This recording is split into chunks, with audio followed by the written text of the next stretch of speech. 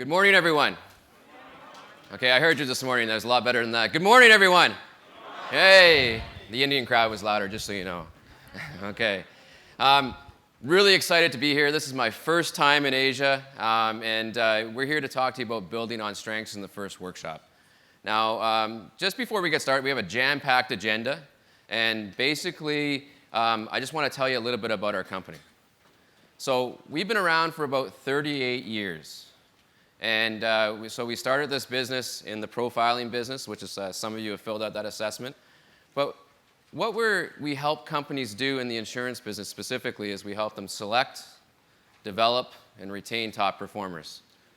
And so that's kind of what we do. But before I get started, I kind of want to just share a story about how we got started.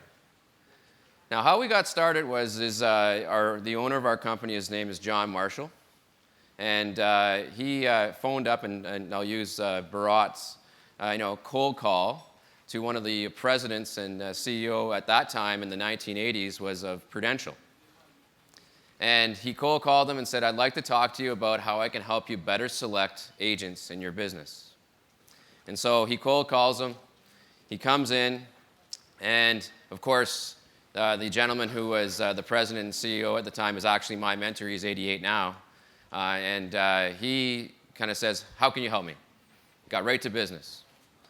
And he sits down, he says, "Well, you see this assessment?" I says, "I could help you identify who are your top people by doing this assessment." And he looks at him and he says, "Okay." He says, "Thank you very much for your time." He says, "I'll take a look at it." He put it off to the side, he shook his hand, and then John left. So Ross goes home. And he sees his wife, and his wife says, "How was your day, dear?" He says, "Well, I had some psychologist come into my office, and he says he can help me with recruiting people." He says, "What's some kind of psychologist going to do for me to help recruit people?" He says, "Well, did he give you anything?" He says, "Yep. He gave me one of these assessments," but he says, "I'm not going to fill it out." And he took the piece of paper, put it off to the side. And then she looked at him and says, "Why, dear?" She says, "Are you afraid to fill it out?" And so he looked at his wife. Okay. So he took that assessment and he filled it out. He sent it back to John Marshall. And at that time in the 1980s, we scored it all by hand. And he gave it back to Ross. And Ross looked at those results. And he couldn't believe how accurate it was. Now, what you have to remember about Ross was also an agent, signed his contract with New York Life in 1952. He was an MDRT agent. He ran an office in Canada as well. Had the most MDRT agents at that time with the New York Life in his office out of the whole company. And we were in Canada, as you know, is a very small population of people. So Ross goes back to John and says, "How do I find people who look like me?" He says, "Well, what we'll do is we'll take a look at both your top and your bottom people. We'll have them fill it out. And then we'll be able to figure out what do they look like, and then we can recruit people in that business." Well, at that time in the 1980s, there was an influx of teachers who couldn't find jobs in Canada.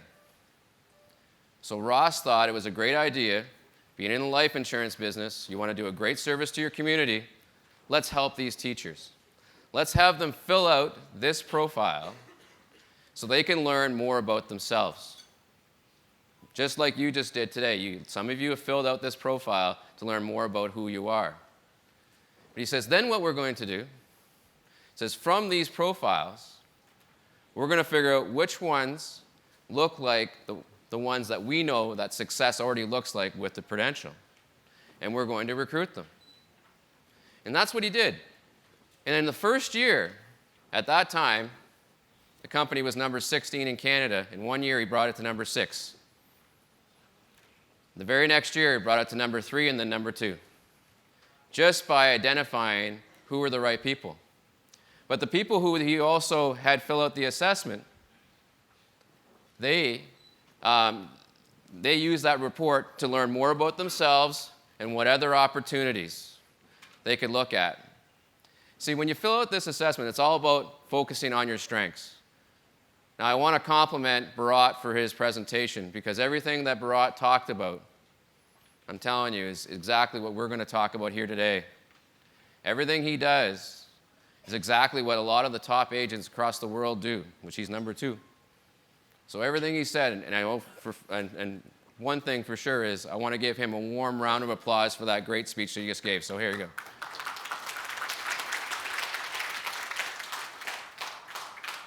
So just a little bit of what we call housekeeping in Canada, which is basically just before we get started. I want to make sure that everybody has their profile. So if you have your profile, put your hand up. Your profile was the assessment, the management pro, the personality assessment. Do you have that with you? Okay, for those who have it, that's great. You can follow along. For those who don't have it, in the middle, put up your hand if you don't have an assessment, your own assessment, and we'll hand you out a sample so you can follow along. Okay? Second, there's a workbook. This workbook is going to be what I would call something that you'll be able to take back to your agencies so that you can expand and grow. Okay? So let's just take a moment and talk about what are the session's objectives. So the session objectives are 4 things. First one is self-awareness. Now remember that video that you saw right at the beginning that James delivered about creating opportunities? See, you're in a wonderful business because you're in the business of helping people. If you're in the business of helping people, you're in the business of doing great things. But you know what? That all starts with you. The assessment that you filled out today is all about you and what makes you successful. And keep in mind, it's a personality assessment, so you can't fail this assessment. Okay?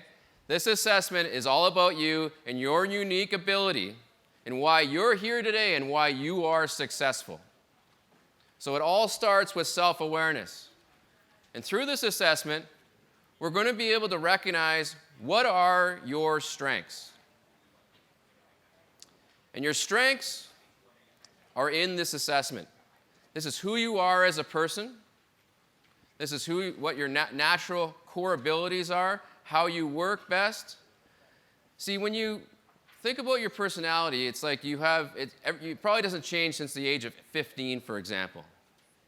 You may be able to do things that are outside of your comfort zone, but under stress, you will default to what is comfortable.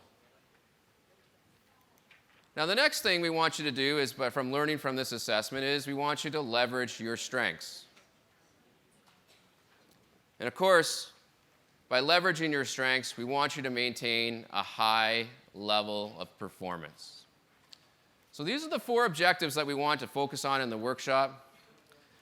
But before we begin, because we're going to go back to this by the end of the day, but I want you to take a minute, because this is going to be an interactive workshop.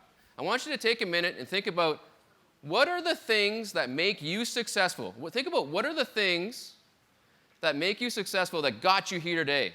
So of those things, what should you keep doing? I want you to write those down. I call those the essentials.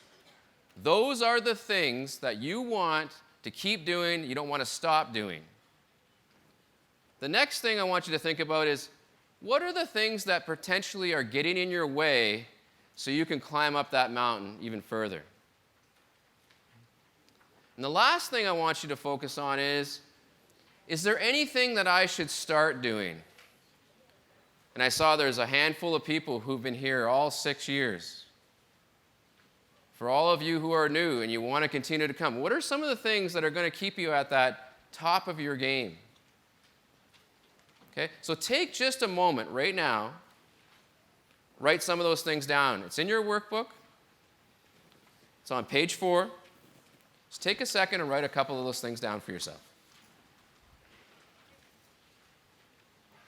And see, what we're going to do is we're going to revisit some of these activities as we go throughout the day. Because what will happen is as we go through some of the activities, we're going to maybe change some things. We may add some things. And what I want you to get out of this session is, I want you to basically share with each other. Remember, you're all top performers. You notice the golden eagle at the corner of our slides? It's part of our logo, but the golden eagle represents in our mind what are called top performers. And the reason we call top performers golden eagles is because top performers soar above everybody else. Would everybody agree with that? Remember this term, because throughout our workshops today, you're going to hear the term golden eagles. Okay? And you're all golden eagles. You're competitive. You work hard. You survive through tough times no matter what. You find a way. So you're all in this room golden eagles. And what you're looking for when you're recruiting, you're looking for more golden eagles. So if you just taken a bit of time, wrote down what should you keep doing that's essential, because you never want to stop doing what you do well, because you want to do it more often. What would you think? What are some of the things that potentially are getting in your way that you should stop doing? And then think about what you should start doing. So let's talk about performance and what are the elements of performance. And the first key element of performance revolves around self-confidence. Now, this is what we call our self-confidence model. And our self-confidence model basically says you should focus all of your energy on the things that you do well and a little bit amount of your energy on some development. Now, for all those who are listening to Bharat's speech, he says, I have a whole staff for the things that I don't want to do, so I can focus on the things that I can do. I delegate out to my staff. And I've heard this time and time again as I've worked with a number of top-performing people in the life insurance business time and time again, and what they'll say is, I want to keep doing the things that I do well, and I want to do them more often.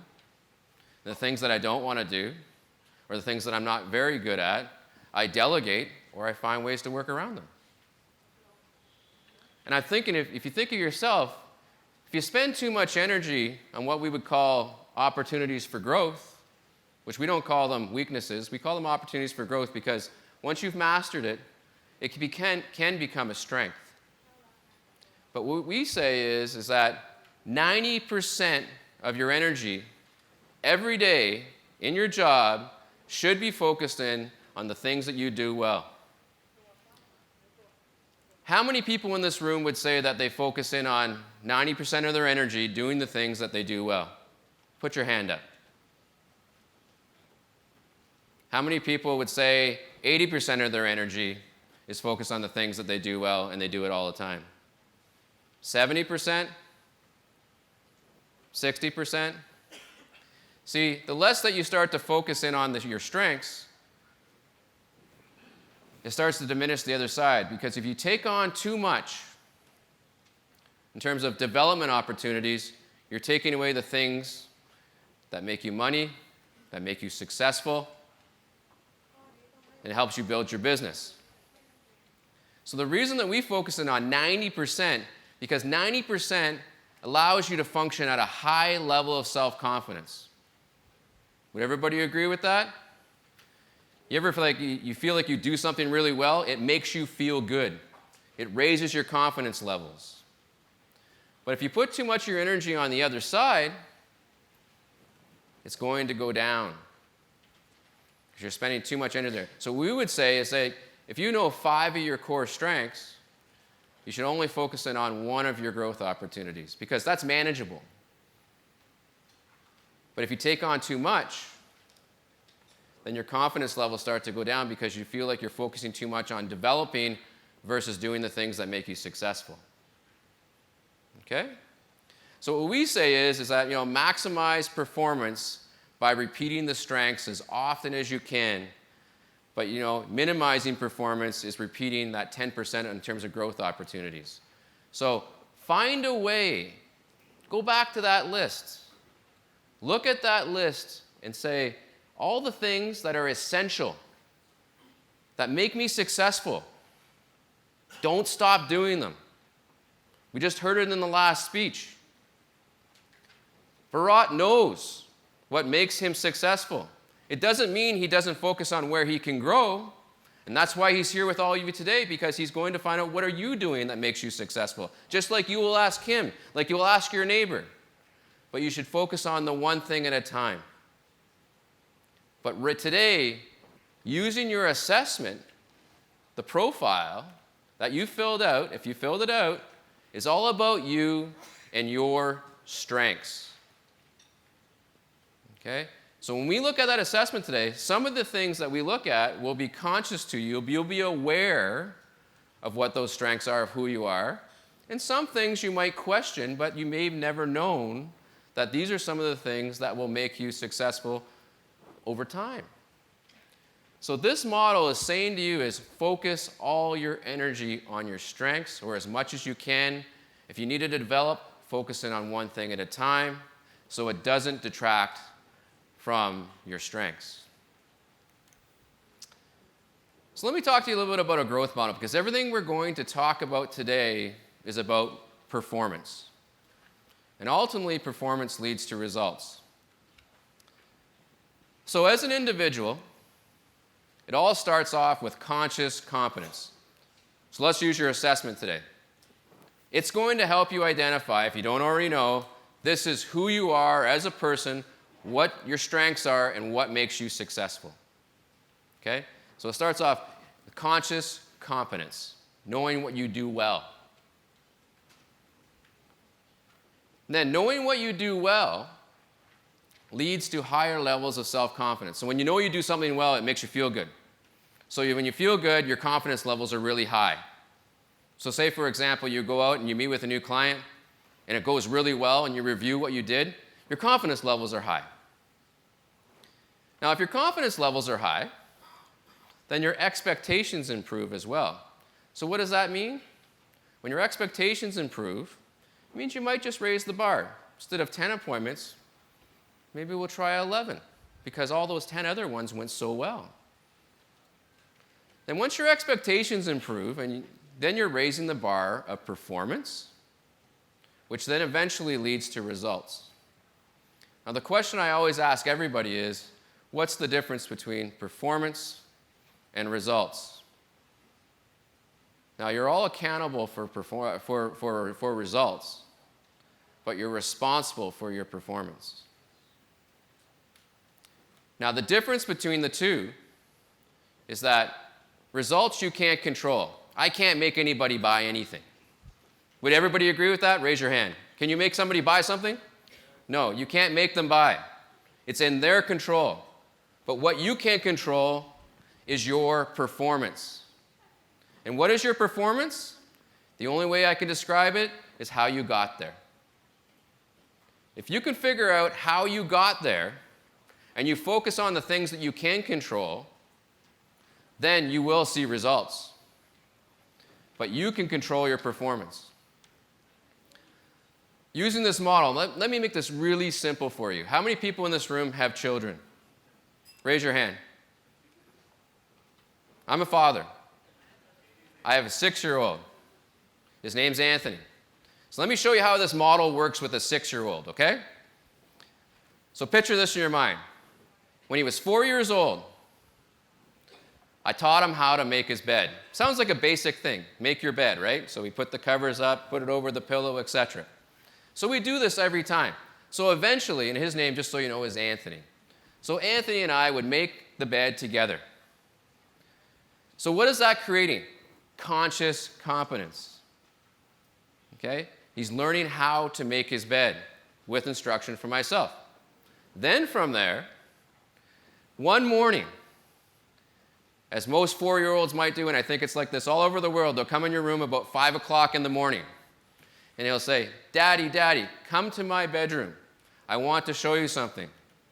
So I get out of bed, I go to the bedroom. And when I go in the bedroom, the bed is made. He goes, "Daddy, Daddy, I made my bed all by myself." Now let's look at this model.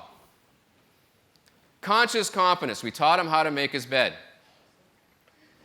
His confidence improved so much that he decided to make it all on his own. So there's expectations, which then again led to performance, and the end result was that he made his bed. This is no different with you. Think of your careers. It all starts with you. It all starts with conscious competence. And that conscious competence of knowing the things you do well leads to self-confidence. Think about coaching your agents. You don't coach anybody by telling them what they're doing wrong. You ask them what's working well.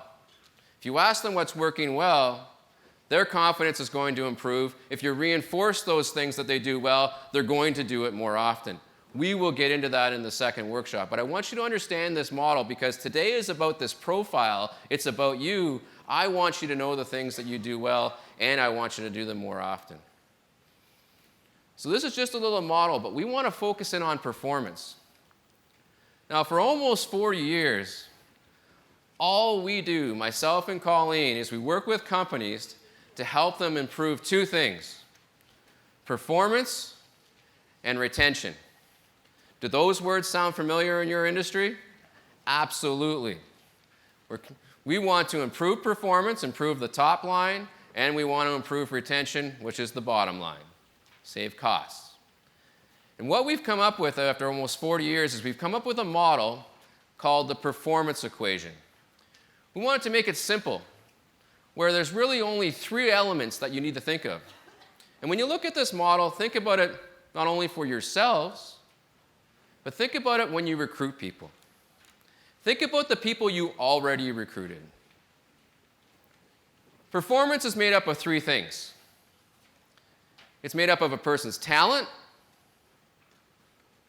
person's habits, and last is the opportunity. So it's talent times habits times opportunity. Let me walk you through each one of these. Now, talent is made up of two things. It's made up of a person's inherent potential.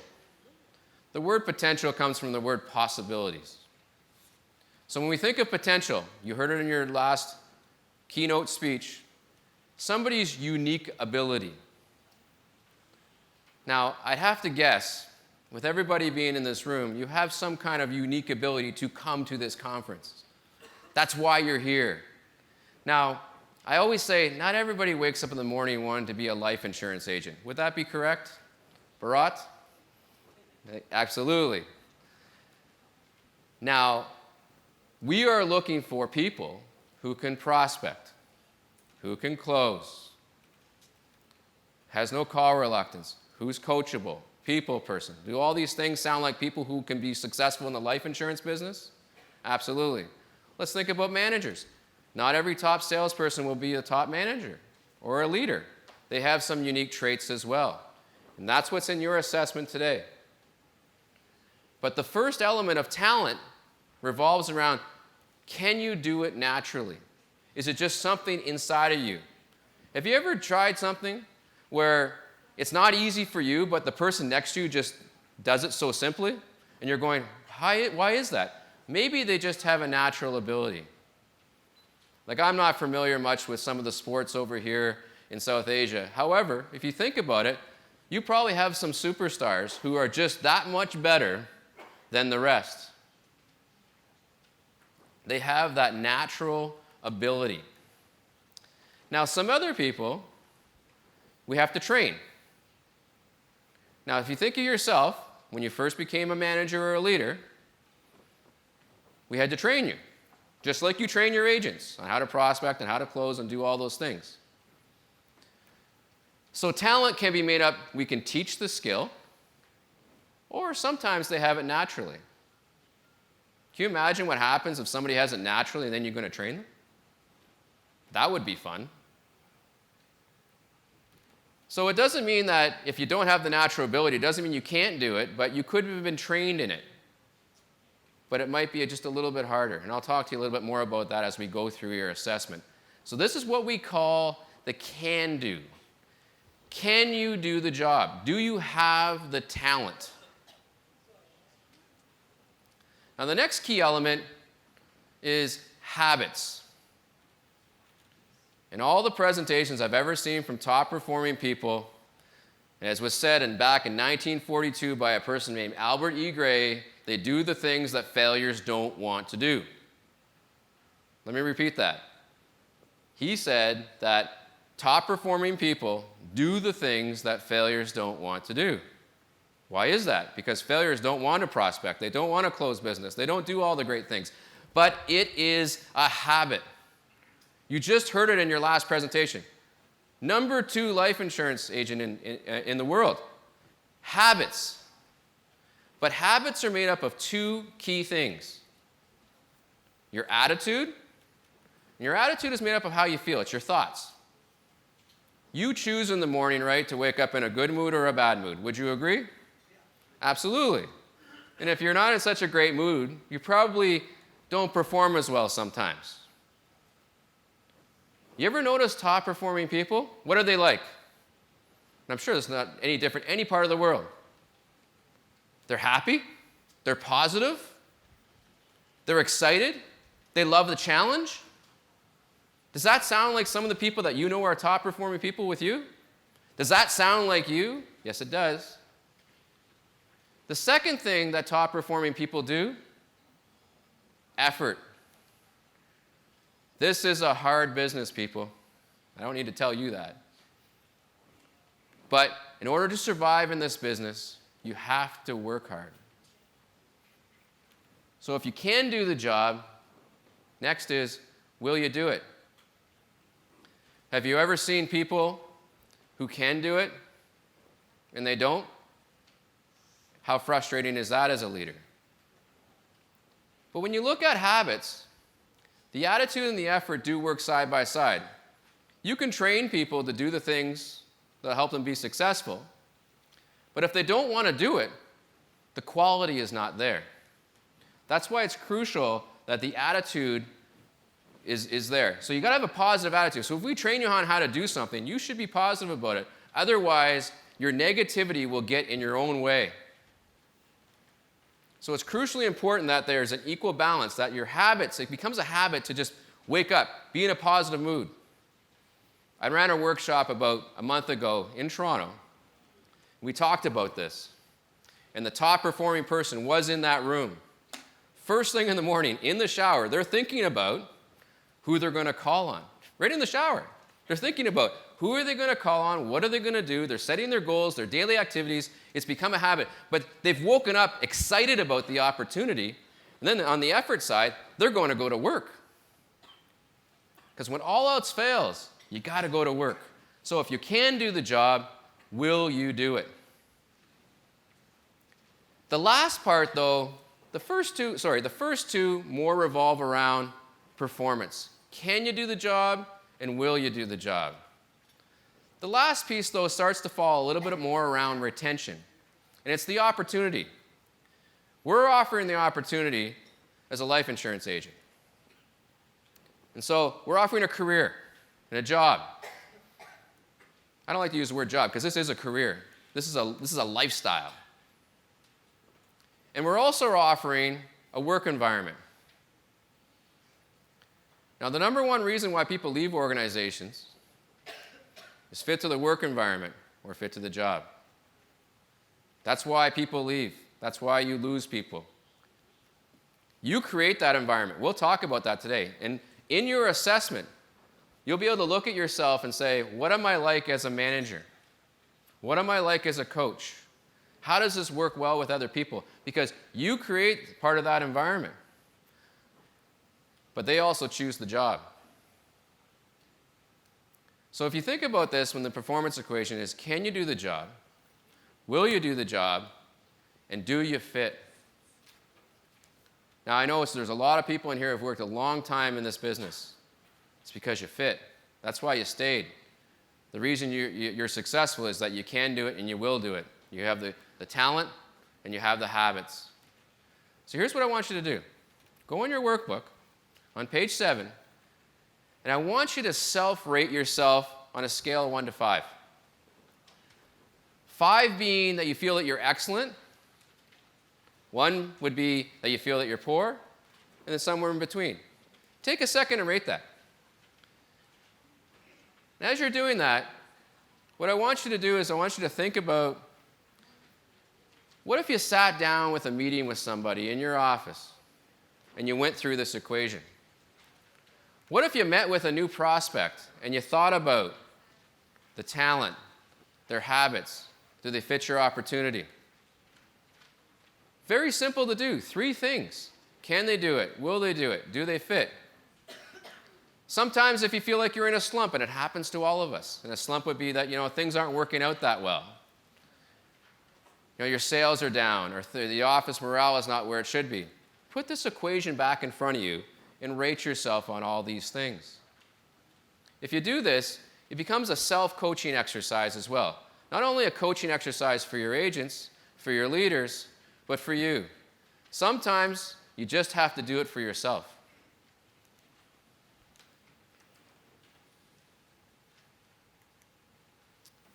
So let's get to the fun stuff. So if you have your profile, which was the management profile, make sure it's out in front of you. If you didn't complete it, that's okay. There's a link that's still available when you go home, and if you find this very interesting, which I know you will, is take the profile and we'll make sure you get your results. But if you don't have your profile, we've given you a sample profile. You can follow along. We're going to go through different types of scales in your personality. And then as I describe the scale, I want you to maybe mark off where you think you are, so then when you do take it, you can compare. Now remember, this is a personality assessment. You can't fail your personality, which is a good thing. So let's talk about, how do you understand the assessment? You'll notice in the assessment, there's a number of scales. And the scales can sometimes go from like -30 to +30, for example, or it could be higher or lower. Now, whether you score in the negatives or you score in the positives isn't a positive or a negative thing. Okay? It just represents where your personality lives. Now, we call them neighborhoods because the neighborhood is where you live. So let's use an example. There's introverts in this world, and there's extroverts in this world. Now, an introvert is somebody who's a little more shy, a little more reserved, they're quieter, etc.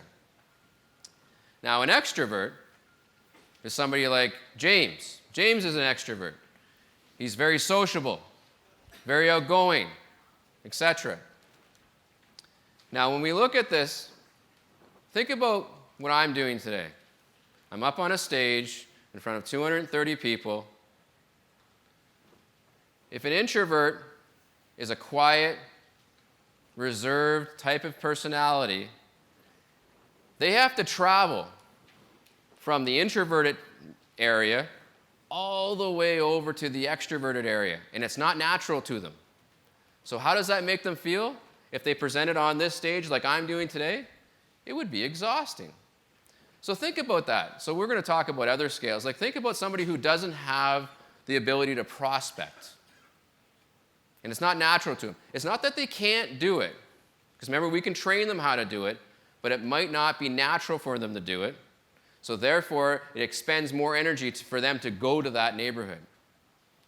Okay? So when you look at these scales, so if you scored somewhere in the middle, and you needed, say, to do presentations every day, it's not as far to travel. But if you're way over here, and you need to be over there, it's more energy to go there. But it doesn't mean you can't do it. Okay? So that's the way I want you to look at these scales. And as we go through these scales, I want you to work through your workbook, and there's a question that I want you to ask yourself is, what are your strengths based on your profile scale score? Now, as we go through your profile, there is a description of who you are on that scale, and it talks about your natural strengths. Now, you have to remember is that everybody in this room might be quite different. And so you're all going to bring some unique abilities and skills from everybody else. See, I do a lot of team building, and we use these assessments because we want to identify who has the strengths naturally within the teams. And then they start to divide out the work based on people's natural abilities. Because we all like doing things that we enjoy to do. So what we're going to do is we're going to go through your personality assessment. Your personality assessment is made up of 4 things. It's made up of your character traits. It's made up of communication style, emotional intelligence. We're going to touch upon emotional intelligence just towards the end. And as well, we also focus on attitudes and opinions. Now, the only things that can change on the profile and how you scored are the attitudes and the opinions. The character traits are who you are. Okay, it's not going to change much. So let's go to your report, and this is what it looks like. So everybody will have an example in front of them, or you'll have your own. If you have your own, let's refer to your first report. So let's go to page 4. Page 4 is the enterprising potential. So the enterprising potential revolves around how do you self-manage yourself? How do you plan, organize your day, set your goals, your daily activities? How do you do that? Now, different people can do it in different ways. This is why we have a scale. So let's break this out into like 3 neighborhoods of where you live, okay? So some people might be more towards the left side, where it says proactive, self-managing. What that means is that you tend to like, so let's just say somewhere around 40 and higher would be this neighborhood. You're very competitive. You're very driven. You don't mind when things change. It's part of who you are. So when things change, you find a new way to do things. So think about developing business. Things change in business all the time. That's what you're like. So when you see people who are very high on this scale, they're extremely competitive personalities. They're very goal-oriented. And the way they manage themselves is that, when things change, they don't mind adapting to that change. As a manager, though, what you have to recognize is that sometimes you have people who score on this side of the scale, 40 and higher, tend to have a high expectation that people should just be able to figure things out because you've already figured it out. So you tend sometimes not to give a lot of direction because you think you have it already figured out how you want to do it. My only word of advice is make sure you communicate that. Okay? Now let's focus in on the right side, where it says self-manages using a defined process to follow. As a part of my job is I actually debrief people's profiles. And I talk to them, and one time I talked to a vice president of a company, and I described him as, you like to follow a process. That's how you manage yourself well. You don't like when anybody changes that process. And he looked at me and says, there's no other way. He scored 0 on this scale. So it exactly describes what he's like. So people on this side are really good at creating the process. They're very good at following the process. But if the process changes sometimes, it can be frustrating because you have to redo the whole process. And that's how you manage yourself. So think about this scale as the inside of you, okay? This is how you manage yourself. Okay? That's why we call it the self-management scale. In this case, it says enterprising potential. Sorry, if you're in the middle, you're kind of a little bit of both. So some people would think, well, it's probably better to be in the middle because I can do both things. I'll let you decide. You might be a little bit more dominant one way versus the other. Okay? But I'll let you decide if you're in that middle zone. So on this scale now, because we're going to do this for every scale, and I want you to write this stuff down because this is really important to you. What are your strengths based on where you scored? Were you to the left? Were you more to the right? Were you more in the middle? Think about what you do in your job day to day for that scale and how you manage yourself. What are the strengths? What makes you successful? I'll give you a minute just to write that down in your workbook. It's on page 10.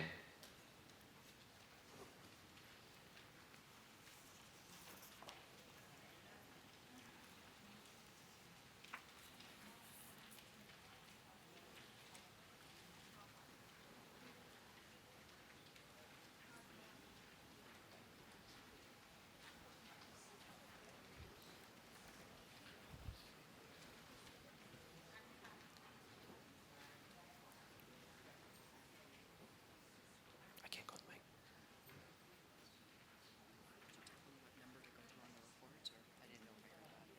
Thanks for the reminder. I didn't in that case. Yeah. Okay. Good energy. Okay, good. Thanks. If you're looking for that feedback in your report, it's in your report on page 4 and the workbook on page 10. Okay? So if you want to go to page 4 of your report, that's where you'll find the scale. That's where you'll find the information about who you are and your strengths. And if you go to your workbook on page 10, you can answer that question. Okay? So what are your strengths based on the profile score for that particular scale?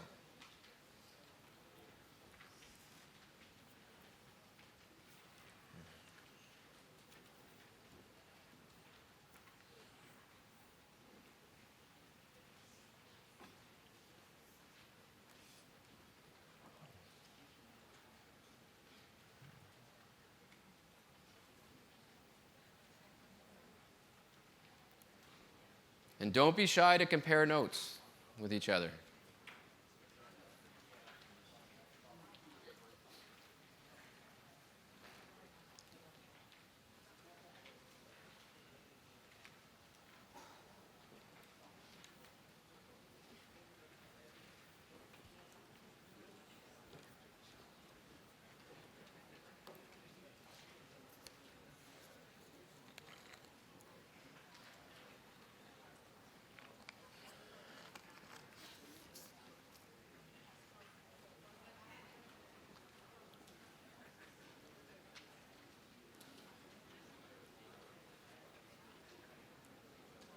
All right, so let's go to the next scale.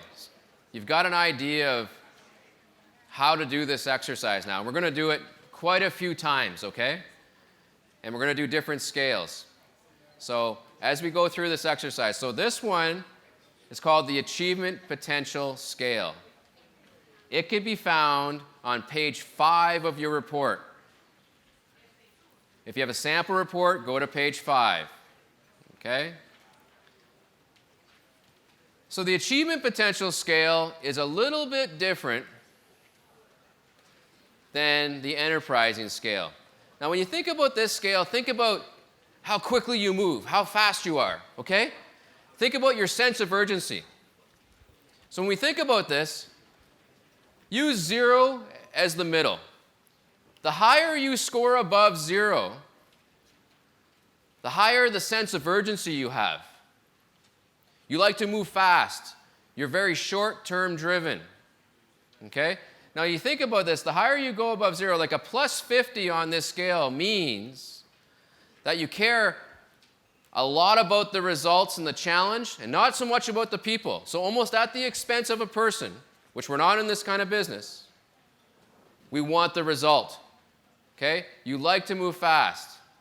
Let me give you an example. Think about closing. When you close there's different types of closers in our business, right? There's hard closers. There's soft closers. And what are soft closers? They have long sales cycles, and you're kind of going, why haven't you asked for the business? Then there's what we call no closers. No closers don't make any money. So let's think about this scale, okay? Think about hard closers, soft closers, and no closers. Plus 50 would be a hard closer. Why are they a hard closer?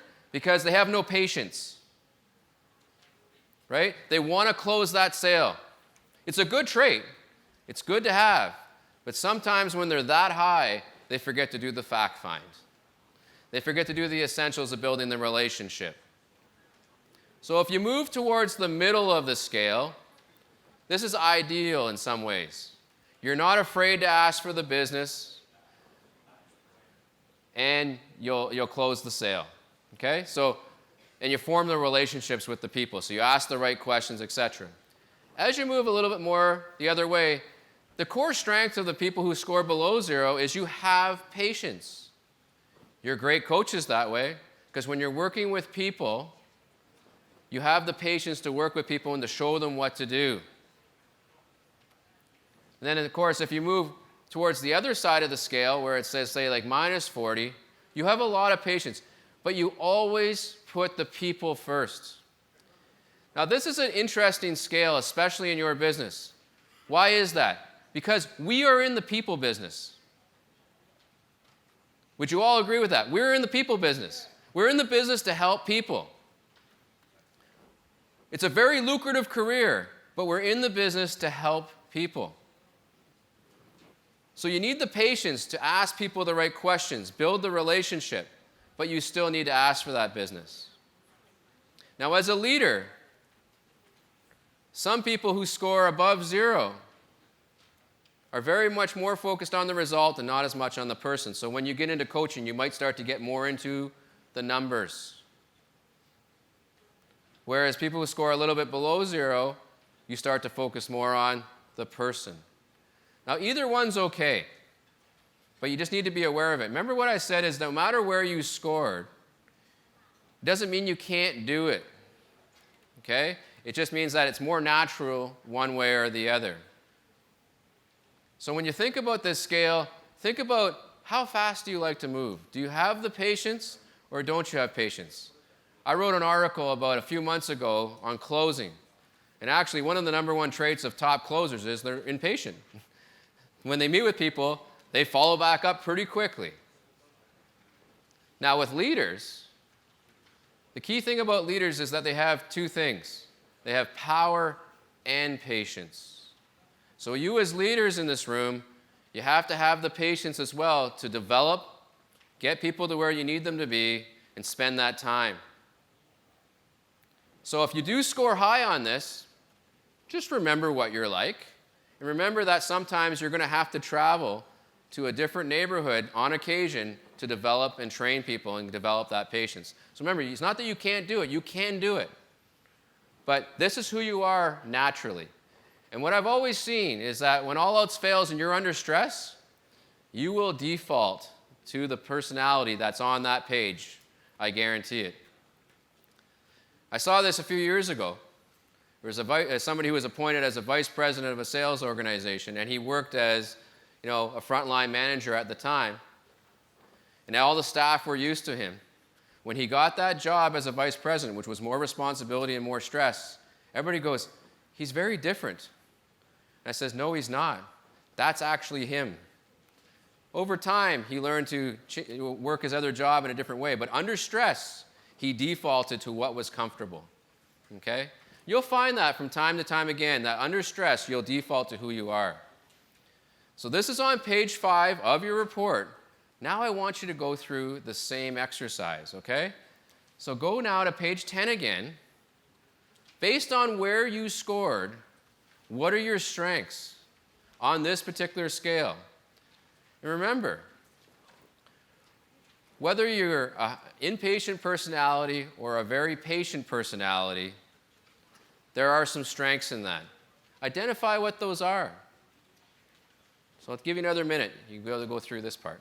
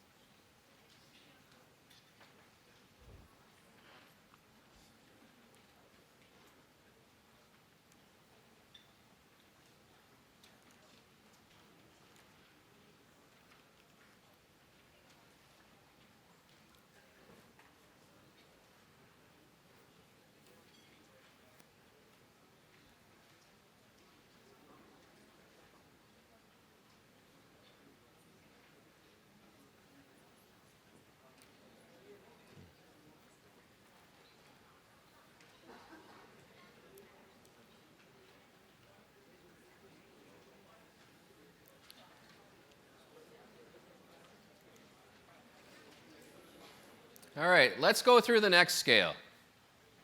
The next scale is called the independence potential. Now, when you think about this scale, the first one was all about how you manage yourself from the inside. This is all about how you work in your environment on the outside. Okay?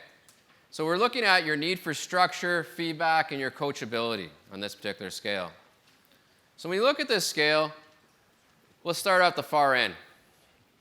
So the far end says, has a high need to be independent and autonomy, and likes to create their own structure. So somebody who scores a plus 50 doesn't like structure, doesn't like feedback, and doesn't like being told what to do.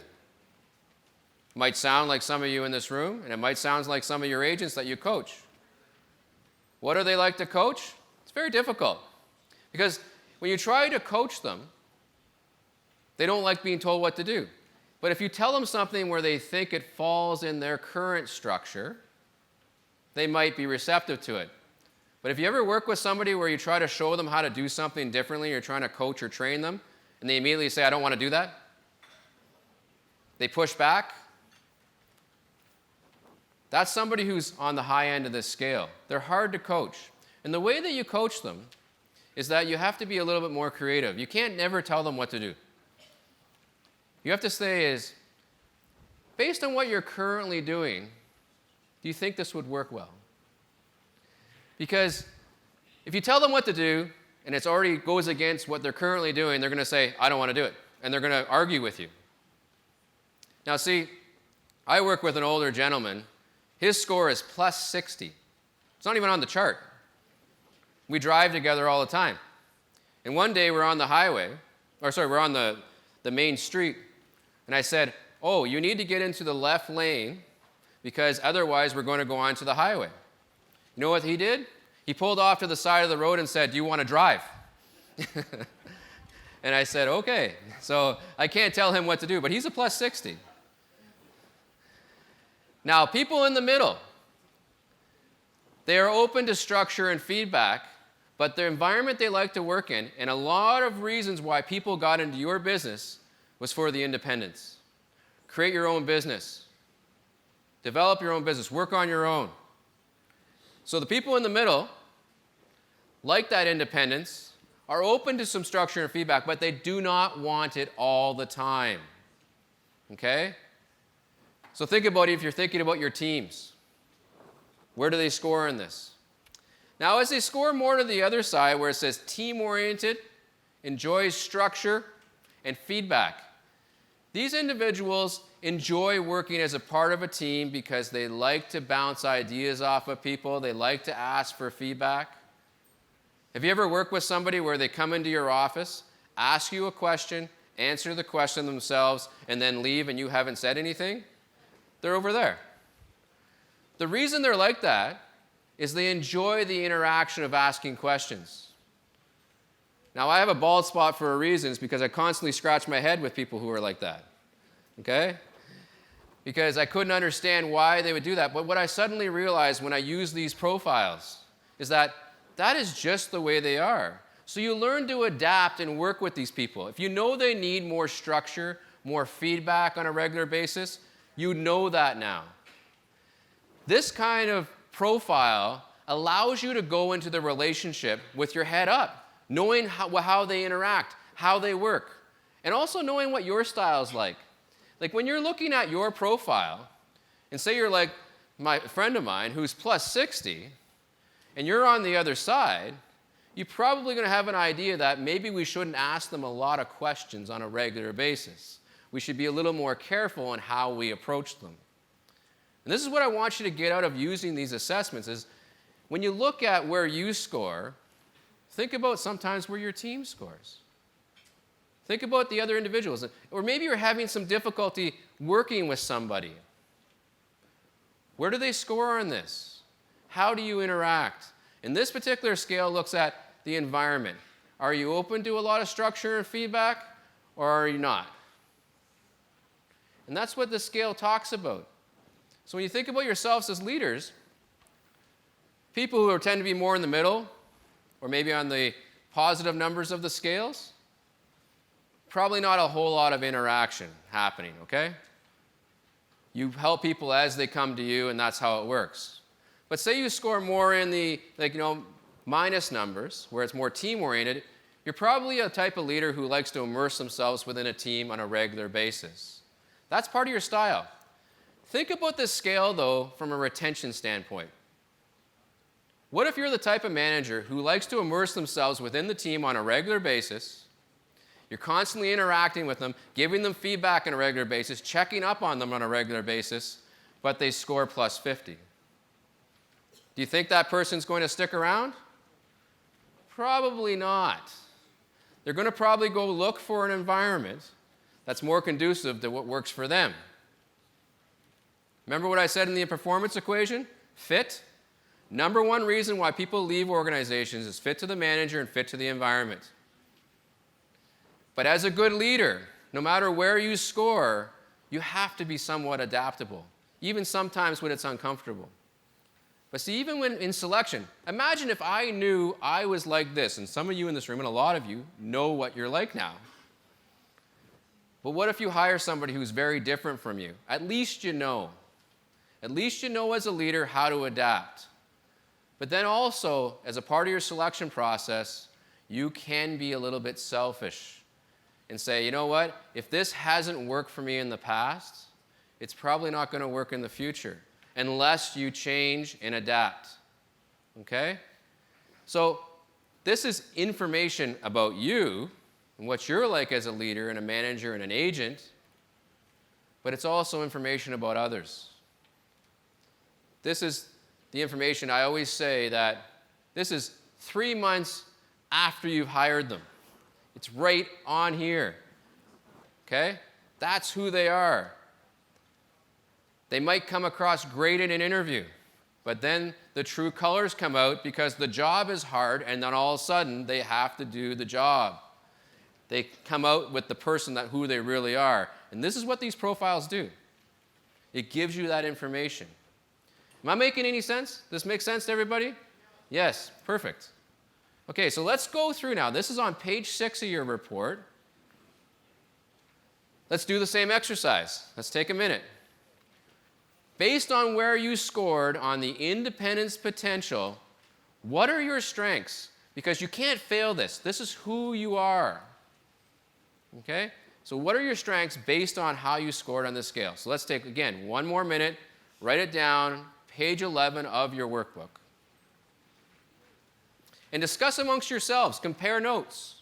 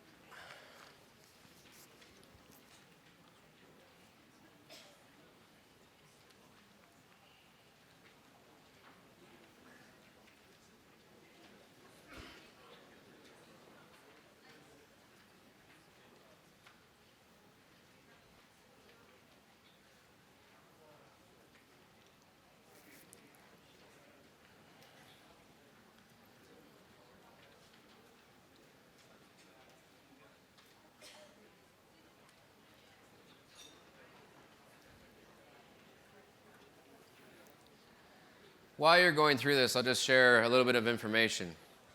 I've been doing this for almost 15 years, and I work exclusively in the insurance business. So I've seen a lot of people from all over the world and in the profiles. These first 3 scales are the most important scales to remember.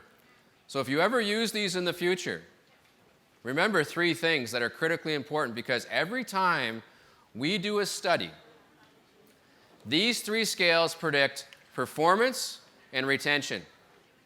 They predict whether, for an agent, whether they can prospect and close, and also, on the third one, are they coachable? And how can you coach them? How can you retain them? So these 3 scales are critically important to performance and retention. So let's now move into what I call communication style. So those were your traits. This is who you are. And everybody asks me the question all the time, can I change on this? Now, you can adapt, but you'll not necessarily really change.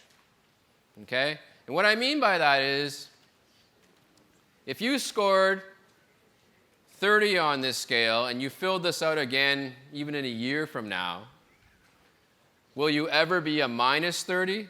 Probably not. Will you maybe your score go from 35 or 20 or 25? You're in the same area, so you're not really going to change. So you'll never be an extreme or an opposite. So on these scales, this is who you are. And you accept that because this is what makes you successful. This is why you're here. Okay? So let's talk about people orientation. We've kind of talked about this already through the example, but this looks at your social orientation. Now, I would say that most salespeople across the world are more extroverted, which means they're more sociable, outgoing. They get their energy from being around people. Okay? And a lot of you in this room got into this business because you love people. You get your energy from being around people. You want to interact with people. And so anywhere, if you take 0, the higher you score above 0, you become a little bit more extroverted. If you're plus 30 or higher, we'll be able to identify you at the party tonight. Trust me. You'll be the loudest people in the room. So when we look at this, the extroverted people are very, very sociable. They're outgoing. The only word of advice that I have for very extroverted people is make sure you listen. Because extroverted people love to talk. They love the engagement of being with people. But always remember, try not to dominate the conversation. Okay? We all even know it with a client. You ask the right questions, and we listen. Right? It's 95% them, 5% you asking questions, so you get the right information so we can help them. But being an extroverted personality, we have to prospect. We have to build those engaging relationships. Now, if I flip a little bit more towards recruiting, this is a great scale because if you ever interviewed somebody who's really sociable and outgoing, we're a bunch of salespeople. We like everybody, right? So this gives you that gauge if they're really sociable so that you don't fall in love with the person, okay? Because that happens.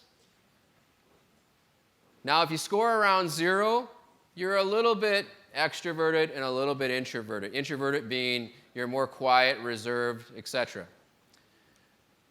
Now, the quiet reserve doesn't mean that you can't sell. It's not the core trait of selling. Core trait of selling is can you prospect, can you close, and are you coachable? This helps, but it's style, okay? So don't think if somebody's an introvert that they can't not be or can't not do the job of sales. One core trait about introverts is that they're great listeners. Extremely good listeners. I've been in a number of business meetings where that introvert's in the room and they sit quietly, they're taking notes. But I tell you, you should ask them and say, what do you think at the end of the meeting? Because I'm sure they've picked up on a bunch of things that nobody else has picked up on. Now, I was lucky, just like Bharat, I've met Ben Feldman's granddaughter a number of years ago. And she's a top agent with the New York Life, which is where he was from. And she told me that Ben Feldman, who was the #1 life insurance agent of all time, was an introvert. Hard to believe, isn't it? He had a whole bunch of other things going on which related to habits. But this is a style trait, introverted, extroverted. It doesn't mean they can sell. But think about yourselves as leaders. Try not to dominate the conversation if you're an extrovert. Okay? Listen, coach, hear your people out. Okay? And if you're an introvert, make sure you do address the answers and the questions and engage. What you'll find about introverts is over time, when they get to know you, they might seem like extroverts because they've built that relationship with you over time. But with new people, they're more quiet and reserved. So take a second and look at your scale score here again. What are the strengths of what your social style is like? How does this help you with what you do right now, today? What makes you successful? So take one more minute. Write that down. Page 12 of your report, page 12 of your workbook and page 7 of your report.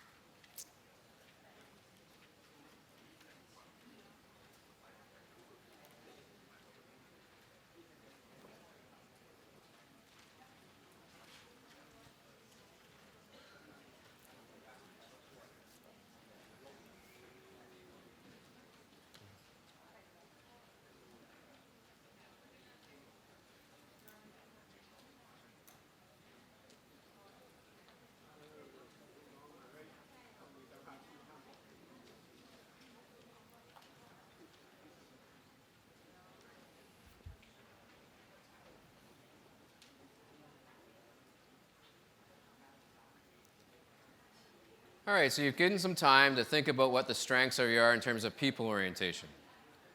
There's another social style trait called investigative orientation. It's also found on page 7 of your report. And what this looks at is do you like learning new things, researching things, etc.? Or are you somebody who just likes to learn the necessities? So use 0 as your midpoint again. The higher you score above 0, the more that you like learning and getting into details, etc.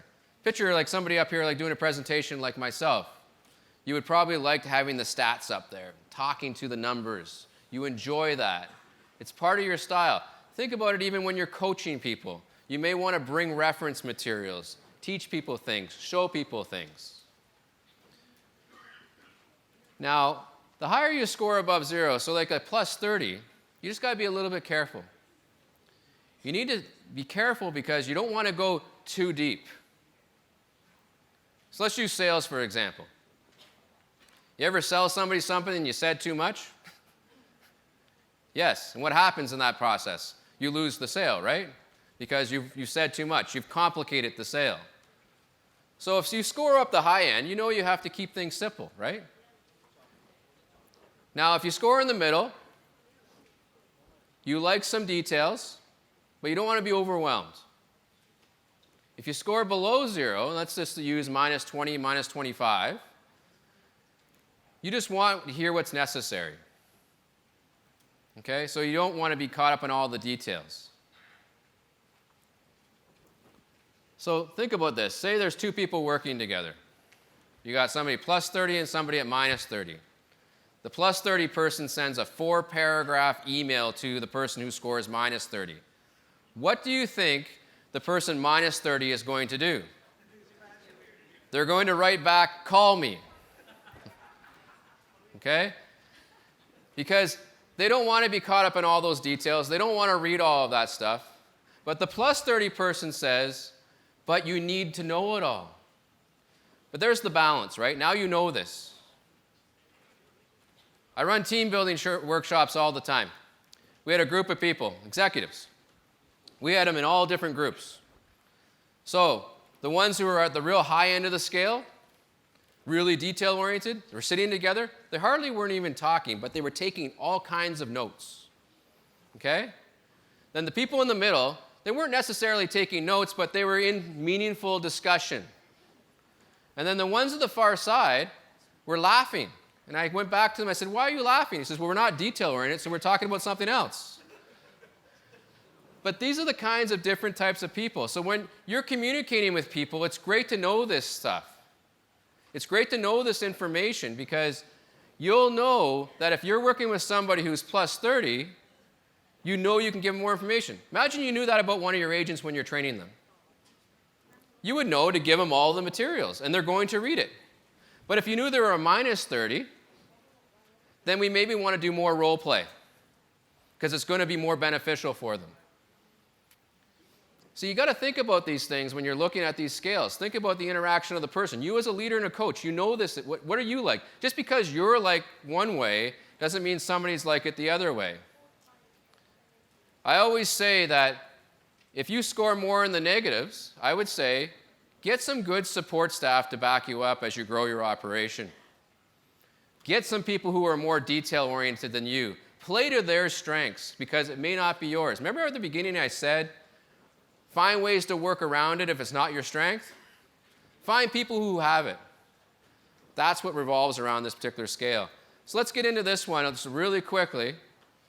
What are the strengths about where you scored? So on page 7 in your report and the workbook on page 12, take a minute.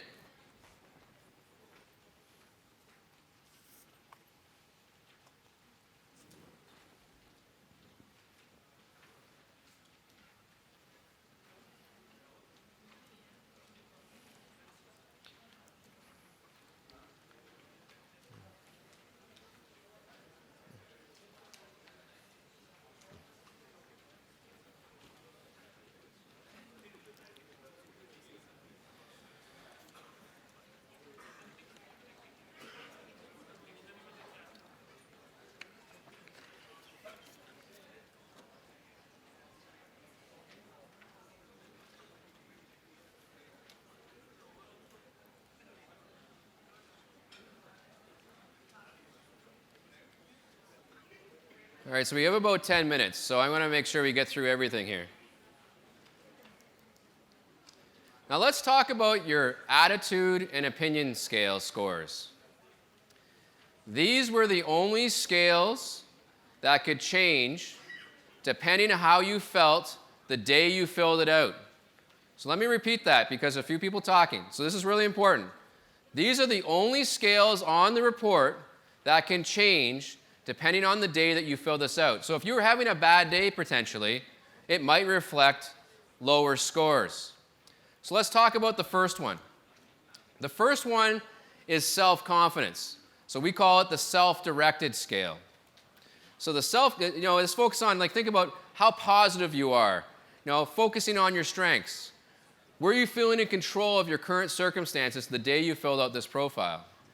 It all revolves around self-confidence. Is there anybody in this room who golfs? I'm just curious. Anybody? Got a few people who golf in this room. Let me share you a story about self-confidence in golf. Golf is a very mental game. So, one of the top golfers in the world at one time was named Jack Nicklaus. And Jack Nicklaus was at the British Open. He was on the 10th green. He's got an 8-foot putt. So imagine the hole's right here. And he's standing over here, about 10 feet away. He putts. It goes towards the hole, and it doesn't go in. He finishes the putt. As he walks away and picks up his ball, somebody in the crowd says, "Jack, I'm sorry that you missed that putt." He looked at them and said, "I didn't miss the putt, it just didn't go in." Everybody laughed. So then he went to the press conference. Somebody asked him about that. He says, "Why did you say that you didn't miss the putt and that it just didn't go in?" He says, "Well, I lined it up. I thought I had the right line, the right weight. It just didn't go in." He says, "The minute that I start thinking that I'm missing putts on the golf course is where my game goes." Think about that in what you do. The minute you become negative in thinking that you can't do something is the minute that your game goes. And that's confidence. And confidence is reflected in positivity. You always believe. When you're at the top of your game, you always believe you can achieve. There's no question about that. And it revolves around your confidence levels. And some days, your confidence levels can be lower or higher depending on your situation in your life. But it's your job to make sure that you bring that up. The next one that we focus in on is lifestyle management. Lifestyle management revolves around, were you handling stress well at the time that you filled out this profile? And when we think about successful leaders, all of you manage your energy very well. You have to, because with so many things going on in your life, it can become stressful, and you learn to manage that energy. You have to harness it. You have good coping skills. And the one thing that I do know about top-performing people, even when something goes wrong, you get over it very quickly. You don't let things linger. You don't think about it too long because you know you have a lot of important things to take care of in life. So you get over it very quickly. The next one that we look at is what we call commitment reluctance. This is very much a management attitude scale. So this one looks at, are you comfortable asking others for commitment in your office? Some people aren't. They want to do it all themselves.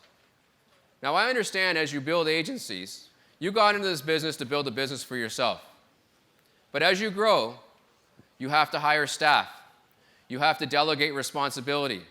You have to ask people to do things for you because you cannot do it all. But you have to be comfortable with doing that. And by doing that, you select the right team. So you hold team members accountable. You're not personally sensitive in the way that they feel about you. And on top of that, you're positive towards a career in management. I've seen a lot of people fail as leaders because they're not positive about being in a career in management. If they don't want to be in a career in management and they're in sales currently, let them continue to do sales if they're good at it. Because if their mental mindset is not in the game, they're not going to do very well. Now let me talk to you about emotional quotient. This can be found on page 8 of your report. Now, this is something that I think is terribly important as a leader because you're interacting with a number of people on a regular basis. So emotional intelligence is all about understanding and using emotional information, whether it's your own or other people. And remember, you're engaging with people on a regular basis, whether it's your clients, whether it's your staff. But people, depending on the way that you react, will perceive you in a certain way. So being aware of how you engage with other people is extremely important. And being aware of how does the way that you behave affect other people? And sometimes people aren't as aware of that as others. You'll find great leaders find that they can find a way in which, how does that affect others in the way that I talk to them, the way that I use nonverbal communication?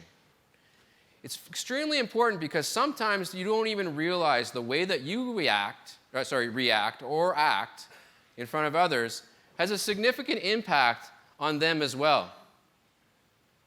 And so when we look at this, we measured you on some various areas of emotional intelligence on page 8, and I'm going to go through it a little bit more quickly. But the first one is self-awareness of mood labeling. So it's like, can you recognize your own feelings? So this is all on the inside. Can you recognize the way that you currently feel? Some people don't recognize the way they feel, and sometimes if that's the case, then the way they interact with others can come across differently as well. Okay? Now the next one looks at how much energy do you spend thinking about your moods? Do you devote too much energy to the way you're feeling? Or do you not devote enough energy to the way that you're feeling? And again, this can have an impact not only on you and how you interact with others, but how they perceive you as well. Because if you consume too much energy in the way you feel, it can be a distraction sometimes as well. And then if it's a distraction, that may come across to others in your environment. The next one is self-control. Do you demonstrate really good self-control over emotional situations? Have you ever been in a situation where, you just react a little bit more quickly than you should have? Did you ever think about the impact that has on the other people? Even sometimes where it's a situation where it made you upset, sometimes you have to find a way to calm yourself down and deliver that message in a way that is more appropriate than reacting very quickly. We're all guilty of it. But some people are able to demonstrate good self-control, while others, not all the time. And again, think about the way that affects people. Managing emotional influences revolves around, can you manage the way that you feel, in a certain situation? You ever been in a situation where something's bothering you, but you let it consume you? Some people can manage that very well, and we in Canada, we call that, they park that at the door. When they go to the office, they ignore that, okay? And they're able to focus. Whereas others, they let it distract them. And therefore, that gets in the way. When you think about performance and interacting with others and others' performance, you don't want to let things get in your way. So emotional intelligence and the way that you perceive yourself and the way others perceive you as leaders has a real impact on your environment, in your workspace. And you need to think about these things because that will wreck your brand, your personal brand, if you don't recognize that. You want to be respected as a leader. They don't always have to agree with you, but the way maybe you deliver the message, you have to think about. Empathy. So when we think about empathy, do you understand the emotions of others? Are you able to recognize it? And I've met a lot of people where, they score on the low empathy side. And I asked them, I said, so you score over here, what does that mean? It just means, and what they told me is that I just treat everybody the same way no matter how they're feeling. Now think about that. What if somebody had a death in the family and you just treated them the same way as if nothing happened? How do you think that affects the person? Somebody who's more empathetic would come over and say, are you okay? I'm sorry for your loss. But some people, it's a protection zone. They just cannot move out of that comfort zone. But be aware, how does that affect others? What you see in your report is just an awareness piece for you, okay? It means you can grow in these areas because I just want you to be aware of who you are. But realize, how does this affect others as well? And also we think about, in decision making, we call it social judgment. Do you factor in emotions when you're making decisions? Some people do, and some people don't. But you also have to think about the situation. Sometimes you have to remove emotions from decisions, and other times you have to consider those emotions of decisions. Think about your job in life insurance.